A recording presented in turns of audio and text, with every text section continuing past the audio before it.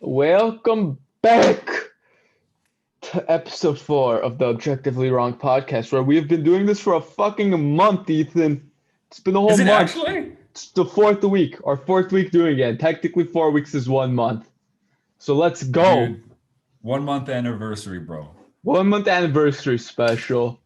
Why we're Wait. rebranding to Objectively Right. We're gonna release an official statement. It's like, after considering our past actions and opinions in these past 4 weeks, we have decided to rename ourselves to Objectively Right. It'd be funny. But yep, welcome honestly, back. We'll be objectively.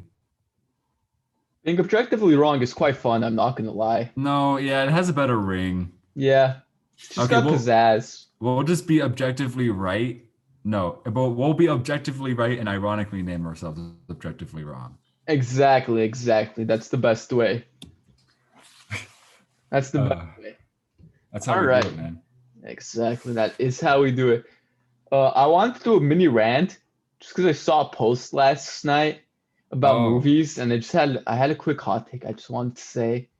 We're all four hot takes are. Someone I don't want to name who it is because they follow me, and I don't know if they watch it or not. But yes, out of our 6 subscribers. Hey, seven. We're still at 7. We've almost hit 10. We've almost hit 10. We're only 3 away. We're 3 more away. But can you subscribe to your own channel? Sadly, I can't. Dang it. Sadly, I can't. I can only like my own videos, which I do. No, okay. I like them, and then I also put the podcast on mute and have it run into the entire thing. Just get some sweet statistics of having a full runtime. We need that watch time, bro. Exactly. We need that I want that watch time. I gotta get this in the recommended. God damn it! I will have my video on mute, on my ×2 speed, just to get it in the algorithm. Gotta do it. You know how the YouTube app has the top trending videos? Yeah. It's like it has the top 100. We're gonna be in the extended list to be like the top 12,489. Bro, I'm like fucking page 999. Oh yeah, bro. We're gonna be on the 5th page of Google. Oh my god, yeah. Anyway, your rant. Your rant. Yeah. Anyway, someone compared 2 movie things together, and I just got a mini rant about how fucking dumb it was. Because they compared it's not even a franchise anymore. I won't name it, but I don't think it's fair when you compare a sequence like maybe RoboCop, something like the MCU, where there's just a shit ton of more movies that one has. Obviously, the quality of 3 movies is probably going to be better than the quality of fucking 7 or 8. Well, was that the actual comparison? No, it wasn't. It was a very different comparison. Well, just say it. Indiana Jones and Star Wars. It doesn't make fucking sense. You can't compare them.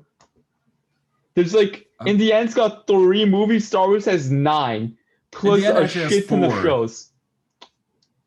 4. Okay. What's the 4th one, huh, mister? What's the 4th one? It's the one we don't talk about. It's the one with yeah? It's the one we don't talk about? I've never heard of? It's that bad? It's the one with Shia LaBeouf. I don't even know that. I didn't even know there was one with Shia LaBeouf.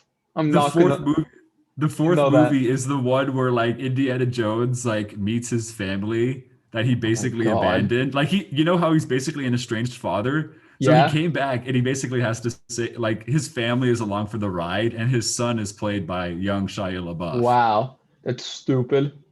No, and it's it's an Indiana Jones movie. Okay, I'll explain why it's trashed later, but you could continue first. Yeah. Anyway, I thought it was stupid to compare 4 to 9 movies, where those 4 were released latest 4th one was probably early 2000s at most. Early 90s. Yeah, early 90s. There you go. It has nostalgia value. Star Wars is still going, has TV shows, comics, video games. It ain't fair to compare movies where the more movies you make, you're probably bound to fuck it up more times. So you can't fair. I don't think it's a fair comparison to compare that much of a difference in storytelling.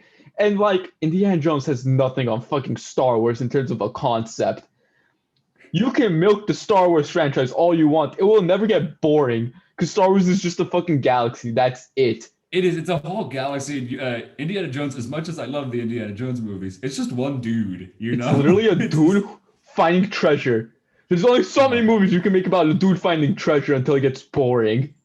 Yeah, you're right. I don't know what I have half a mind to defend Indiana Jones because I love those movies because it has nostalgia value and they haven't made a new movie in forever, and you'd love to have a new Indiana Jones movie. It'll probably be ass. Half the reason I really like the Indiana Jones movies is just because the side characters are so like they're perfect. There's this one in the second movie, Temple of Doom.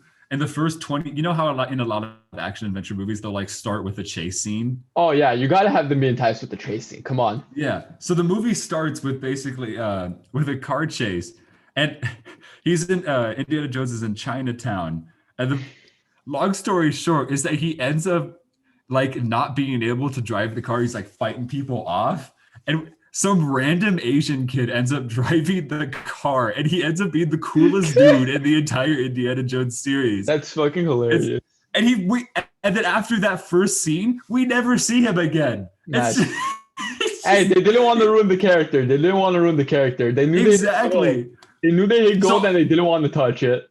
It's so gold, and like you said, like just having the mystery behind the character, I like that to a certain extent, but I could see why people like to get really involved in like all the characters and all the like parts of the galaxy and all that sort of part, you know. Star Wars will literally never die as a franchise as long as there's a good storytellers. Disney, Kathleen Kennedy, super trilogy, because it's a fucking galaxy. You can literally make any genre of film you want. Anything can happen. The Mandalorian literally proved that you don't need Jedi or lightsabers to have an interesting like story. So so from like an outsider's perspective, Aaron is very involved in the Star Wars community. I'm not. I'm like, sure, I'll watch Star Wars. So to me, I was like, I saw all the new sequel trilogy come out, and I watched those movies, and I was like, yeah, okay. I was kind of underwhelmed, and I was like, to me, like the Star Wars franchise was kind of just like crawling along at this point.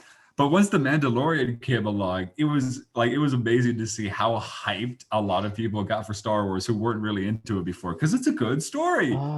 It's well done. Ethan sat next to me when we saw Last Jedi and Rise of Skywalker, and I think he just heard me mumbling throughout all of Rise of Skywalker. I was just mumbling throughout that whole movie. I don't remember what the fuck happened. All of Rise of Skywalker is a blur, just because I remember like different set pieces. I was just mumbling the entire time, going, "What the fuck?" Like, here's the thing. I remember most of The Last Jedi, but it was a few months ago. For some reason or another, I think I was talking about it with some other people. I was literally like, I don't remember anything from The Rise of Skywalker. And then after thinking really hard about it for like 2 minutes, all I remembered was Kylo and Rey getting smoochy at the end of the movie, and that's it. That's literally the saddest thing. I don't remember a single thing about The Last Jedi other than the one lightsaber fight they had in it, and Luke just being a grouch, and also which lightsaber fight was that? The Kylo and Rey versus the guards after Snoke goes die. That was fire, bro. It was very nice. That was unironically fire. Yeah. Still ticked off that. Well, anyway, we need a longer podcast for that. We need a very long podcast if we ever want to talk about Star Wars. But see, that's why Jurassic Park fucking sucks at balls now, and how it's been ruined.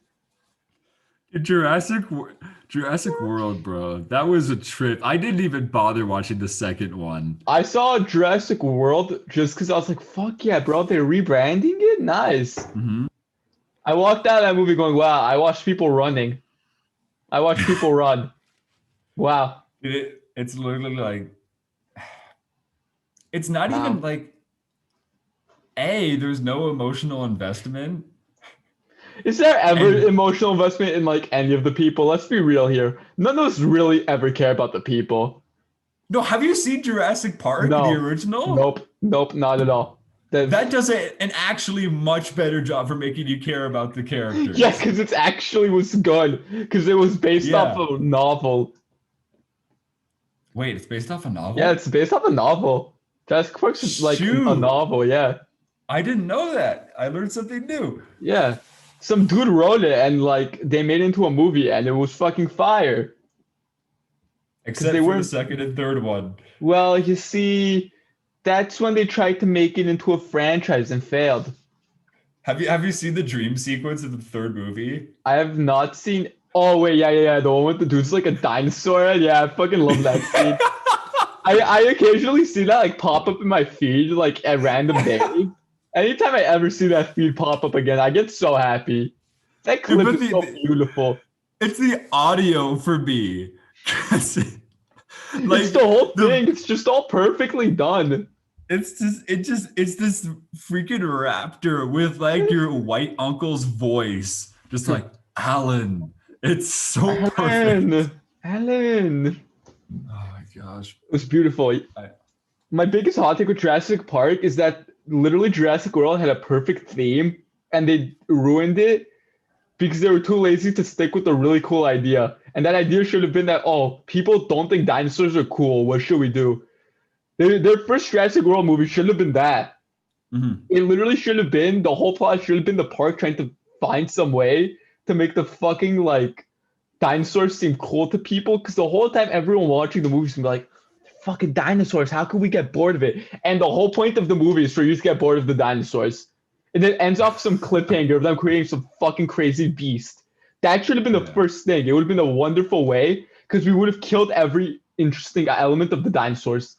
Jurassic Park is only interesting when the dinosaurs are not interesting anymore. Because then you have no excuse. You have no excuse for a shitty story and shitty characters. If no one gives a shit about your dinosaurs, then you have to make the dinosaurs interesting by having a cool story around it. No, I could get behind that. The dinosaurs are just eye candy in Jurassic World. It's like exactly dinosaurs. Exactly. Know? Imagine if you literally take the entire idea, the thing that makes your brand popular, and just go, yeah, we're gonna make it fucking boring, and then make the whole stories be interesting because we're gonna write stories that are compelling. The dinosaurs should only be tools to make a better story. Not some, oh, look at the fucking T-Rex. Oh, wow. I'm not impressed. I've seen a fucking Marvel movie. All of it's CGI. Nothing can impress me anymore.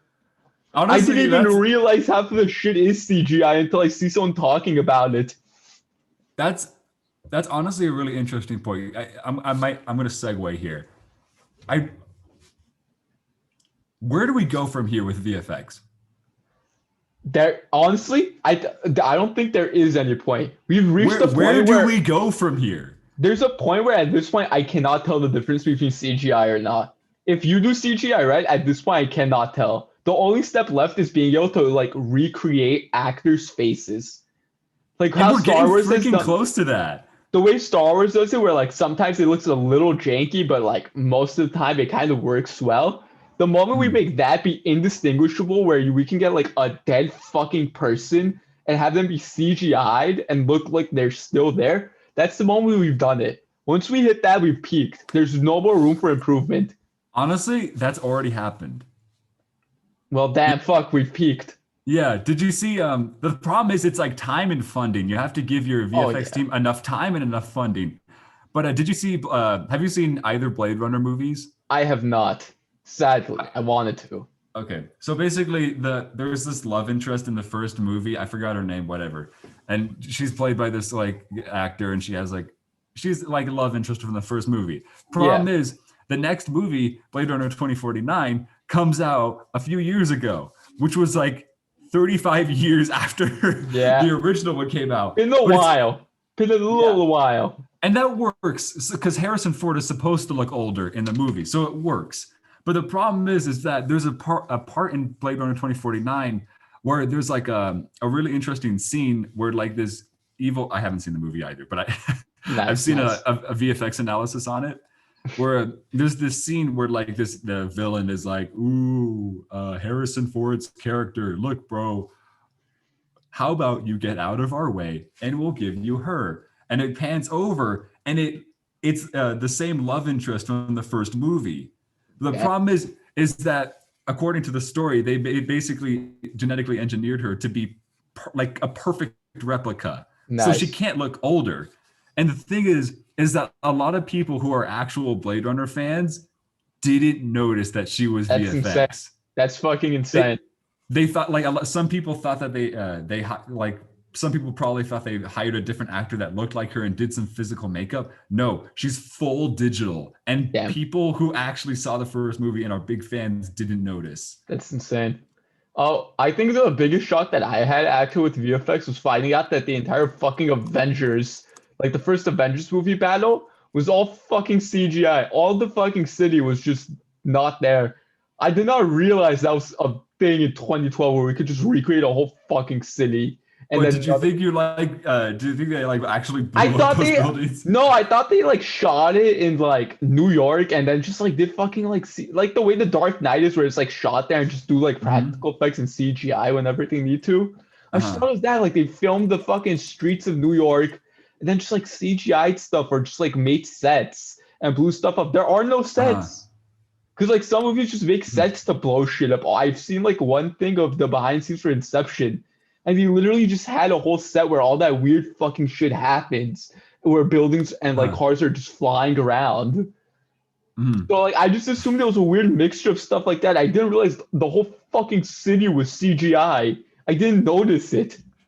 I actually didn't know that either. But I mean, I guess it saves them a lot of money, right? I mean, probably. I'm sure it probably is much easier to just CGI a whole city than try to have practical effects happen. Here. Can you let me screen share? I shall allow you. Yes, go ahead. It's This is a picture from that scene. All right, it's loading. Oh, there we go. That's full VFX. Damn, that literally just looks like a full fucking human being. It's literally 100% digital. That's insane. That's fucking insane. We've peaked. We've absolutely peaked. If you get honestly like. Announcement to all movie studios and animation studios and whatever. Give artists the time and the money they need, and they can do cool stuff. Okay? Ethan just trying to eventually get someone to give him money for his future. I mean, look, bro. Hey man, they artists deserve it, bro. They're an unspoken fucking like workforce that just don't get enough love and appreciation. I've I follow this YouTube channel called Corridor Crew. It's a small VFX team based in LA. They have a crew of about like 20 people, and they do this one series on YouTube called VFX Artists React, where they'll watch. I've seen some videos of theirs. Oh yeah, well they'll watch videos like scenes from movies, and then they'll like break down the VFX. And all the time, whenever they get suggested a really bad or corny VFX scene, they're like, oh yeah, like the technology was there. They just probably just didn't give the artists enough time.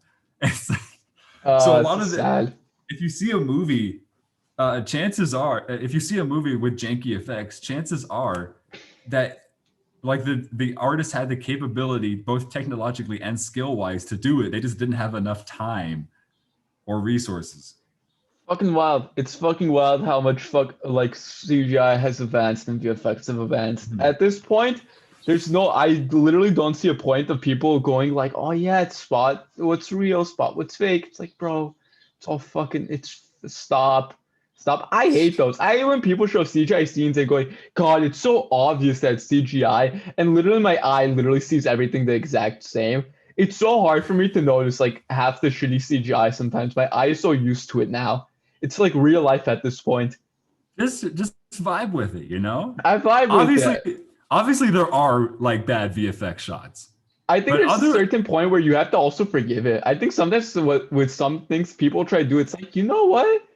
I'll forgive it. With what they do, I'll forgive you for some of the shit. The point of movies is just to sit back and enjoy it. Exactly. It's not to just sit there and analyze every single pixel. Like, God, Matrix fans. Trash movie. Man. I actually still haven't seen The Matrix. So fucking boring. Watch every action. Yeah. My sister has never gotten to finish the entire movie. She always falls asleep at the 1 hour 10 mark. One time we were watching it together. It's like 2 hours, like 30 minutes. It's probably like almost 3 hours. It's probably almost 3 hours. It's so fucking boring. It's not deep at all. Everyone who popped off and thought Matrix was deep, it's really not. It's by far one of the most uninteresting movies I've watched. It literally hit me with the we live in the reality. Anything can be possible. It's like, bro, there's nothing deep about this. Fucking computers rule the world. You're being milked. Wow, I couldn't care less. I watched one person one time break down the Matrix plot, and he said something that would have been so much more interesting that the Matrix could have done, and they didn't. Because for some reason, Matrix is obsessed with having Neo be Jesus. Yeah. Well, I can't say anything because I haven't seen the movie. All I know is that there's so many like I honestly think about it as the Star Wars prequels. Because and hear me out. I love any comparison made to Star Wars prequel because that can be so many different things. I haven't seen the Matrix and I haven't seen the prequels, but both of them had a really big cultural impact. Oh yeah. So the thing is that as someone who hasn't seen either, I just know like all the highlights and like cultural references. Honestly, that's all you need to know. That's all you need to know for the Matrix. I'm not gonna lie. Yeah, like the prequels, I know all the like I am the Senate and is that legal and all the like jokes. But I haven't bothered watching the movie. And I actually tried watching the movie once. Ara knows this. Yeah. And like me and some other people are just like, no, screw this. It ain't the prettiest. It really ain't the prettiest movie to watch. I'm not gonna lie. Episode 1, it's a hard thing. It's a hard thing to go through. My favorite thing about the prequels is how everyone fucking hated them and clowned on them, and now we all love them. I think that's the greatest cultural shift we've ever had. The prequels are beloved. Yeah. We all love the prequels now, and that's insane. It's insane seeing the shows that I like had grown up and having people like them. And instead of hating them, it's crazy. Prequels hit different. George Lucas can fucking write a story. So as I mentioned, I literally only have watched the first 10 minutes of The Phantom Menace. Why did no one tell me that Anakin and Padme are like 7 years apart? They're like 9 years apart. Yeah, I was not ready for that. I was watching the movie and I saw this like freaking blonde toddler start hitting on this like 14-year-old girl. And I was like, stop. No. Yeah, it's so wrong. It's a little weird in episode 1. In episode 2, at least like Hayden Christensen and Natalie Portman like look the same age-ish, where it doesn't feel as uncomfortable. Like, yeah, when you're like older, then okay, fine. But like at that age, I was like, no. It was very weird. It was very weird in episode 1. Episode 2, at least, was like, yeah, we'll do a time skip so it's not completely weird. Then episode 3, it's like, oh, they're married. Prequels, man. I don't think I'm ever gonna watch them. I recommend at least watching every fight scene in Revenge of the Sith. I'd recommend that. Is that the one with Darth Maul? No, that's the one where it's episode 3. It's the one where Anakin becomes Darth Vader, basically. It's the last episode, So it is Revenge of the Sith. Yeah, it's Revenge of the Sith. That's what I said. Yeah. You said Darth Maul. Darth Maul is in episode 1. Oh, never mind. Darth Maul is the first Sith and villain they fight. Got it. There you go. I don't have the timeline of the prequels, dude. That's a great idea, actually.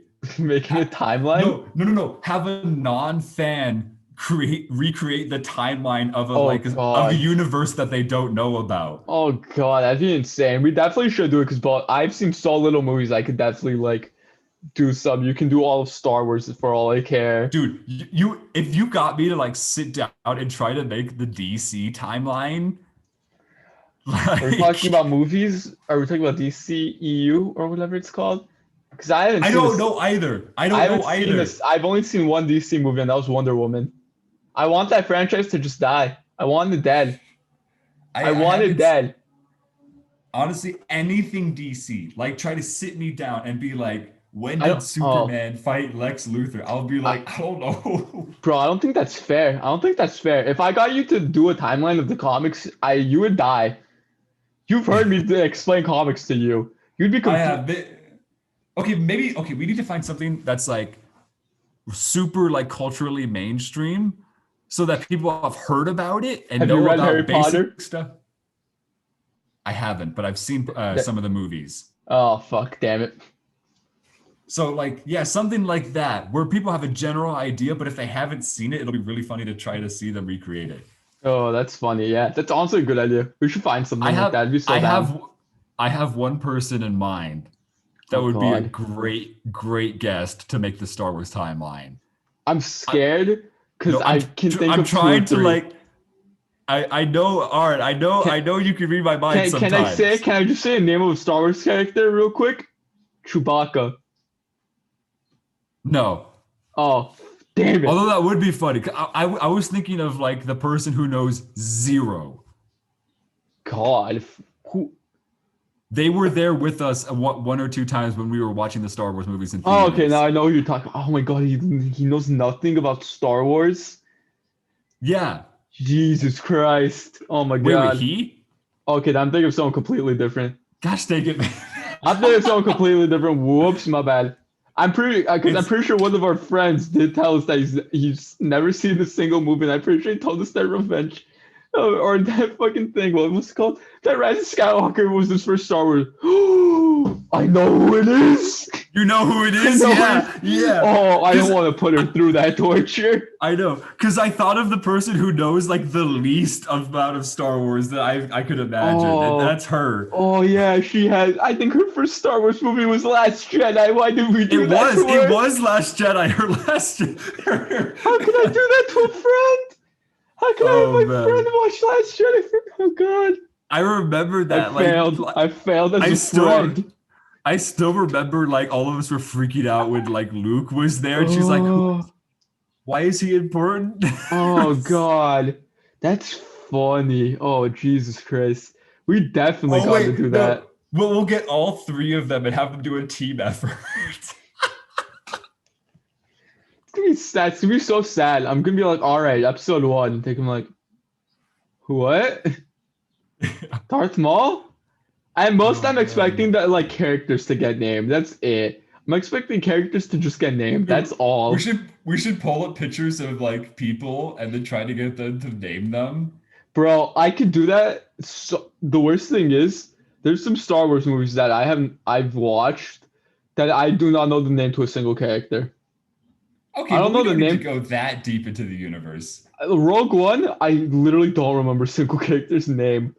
I only remember the robot, K2SO, because he was the best character in that movie. You want to know the sad thing? He was my favorite character because he was the only interesting one. I couldn't remember his name until you told me. K2SO, he was my favorite character. I cared the most about K2SO. I was the saddest. The only time I ever had felt any emotion during that movie was when he died. That was the most saddest I felt. Dude, honestly, man. When he got shot down, I was like, no, K2SO! And then the entire planet got blown up, and I was like, well. I knew like everyone was probably gonna die. My saddest thing was just seeing him die because I went, God damn it, now I don't care about anyone. Exactly. All the good characters are gone. K2SO, he was the GOAT, dude. He was the carry. He literally was the only reason why I didn't fall asleep in that entire movie. He was the GOAT, man. R.I.P. K2SO. I'll love you forever. He was the man. He really was. He really was. Also, honestly, I've mentioned this before to you, but I've never mentioned it on the podcast. The droids are my favorite characters in Star Wars movies. When there is a droid, I'm guaranteed to only care about that person for the most part. Yeah.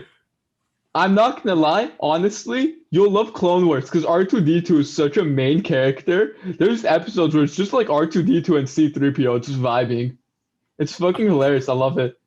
I can live with that.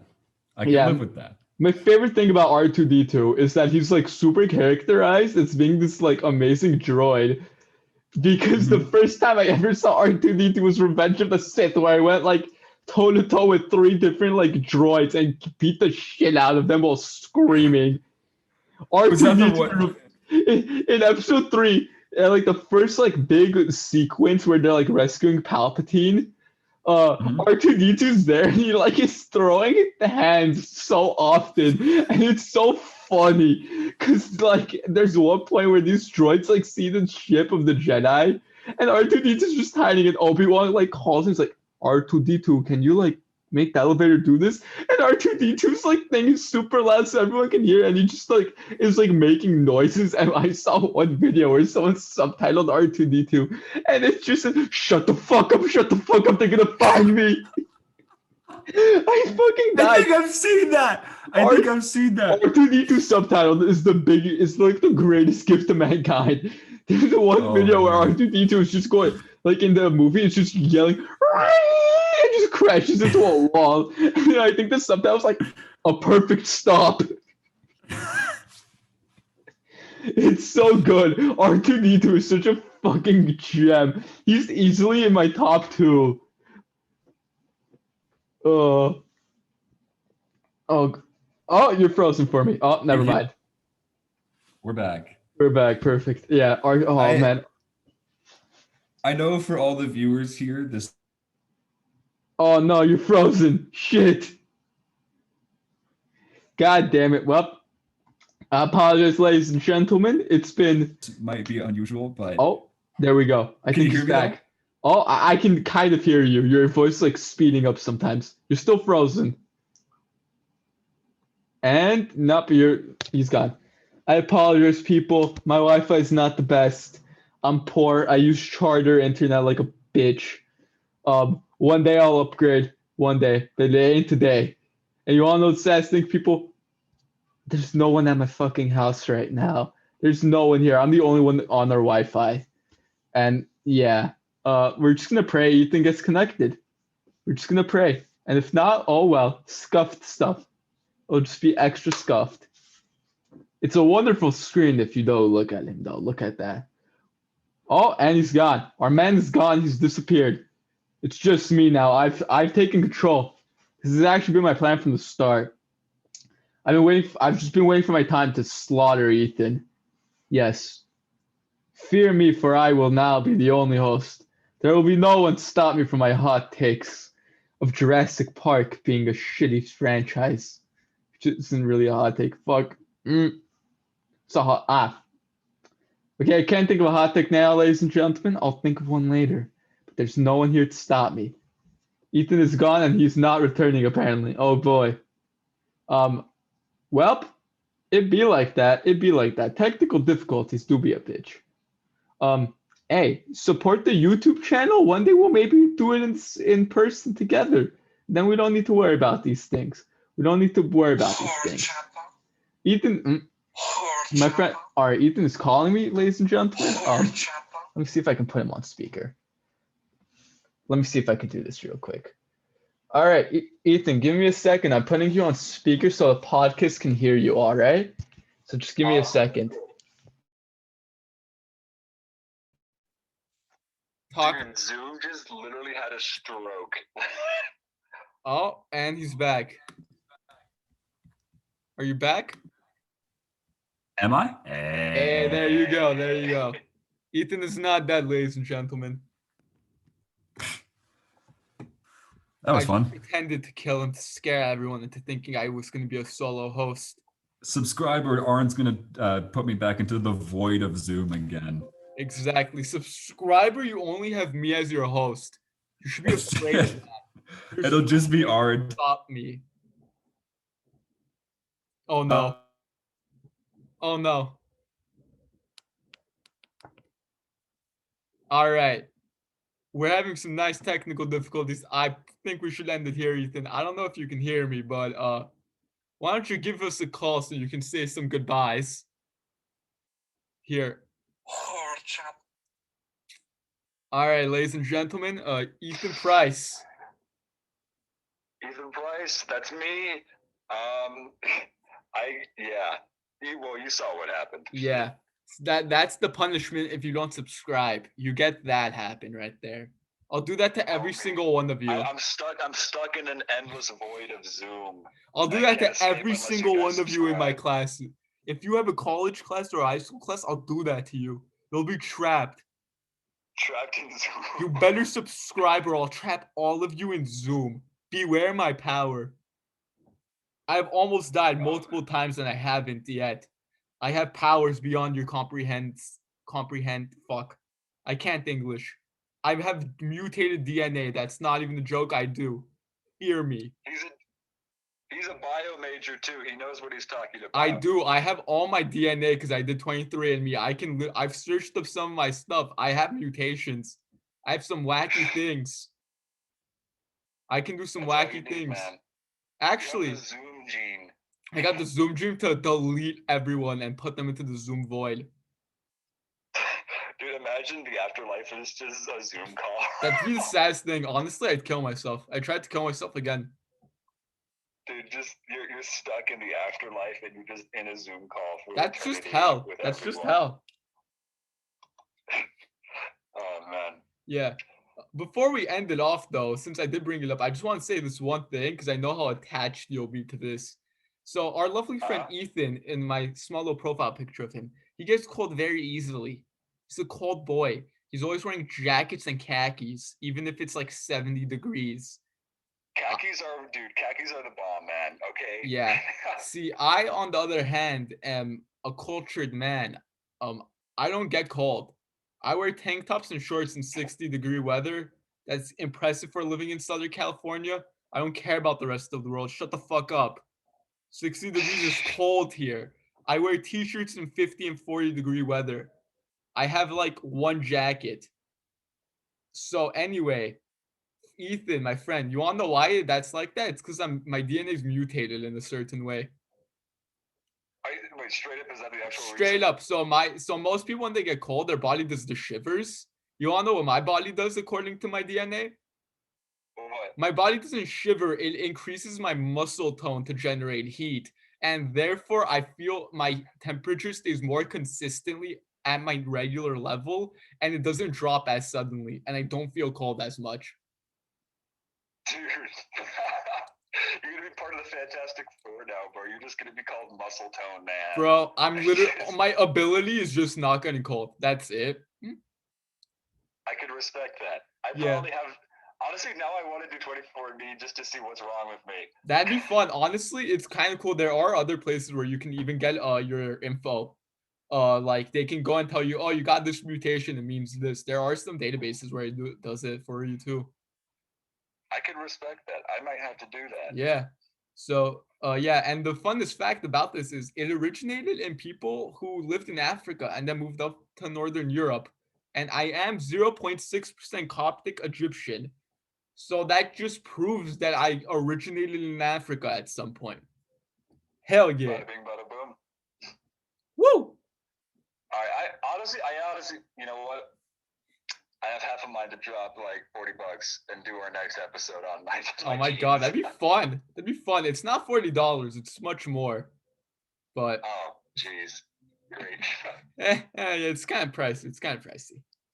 We'll put that on the back burner. We'll maybe do another episode with that. By the way, are we still recording? We are still recording, actually. Yeah, but I'm thinking of ending it off here since I've casted you into the Zoom void. Yeah, this is the longest ending of the podcast we've ever done. I'm just gonna have the subscribe to the channel icon for 10 fucking minutes. Yeah, bro. Oh man. All right. In that case, we're objectively wrong. We still are objectively right, but we're just gonna stick with objectively wrong for now. Exactly. Say goodbye to your co-host Ethan Price, everyone. I'll bring him back next episode from the Zoom void. Only if you subscribe, though. If you don't subscribe, he stays trapped. And it's just my face. 10 subscribers before I could be escape. We must hit 10. 10 subscribers minimum before he returns. Otherwise, this will be the quality. It'll just be me hosting it, and you'll just get audio of Ethan screaming in the distance. We'll make it happen. Anyway, this is objectively wrong. I'm your co-host, Arn. This is your co-host, Ethan Price. It's 4:20 p.m. Stay lit, boys. We ending the podcast. We end on a high note. Blaze it, boys.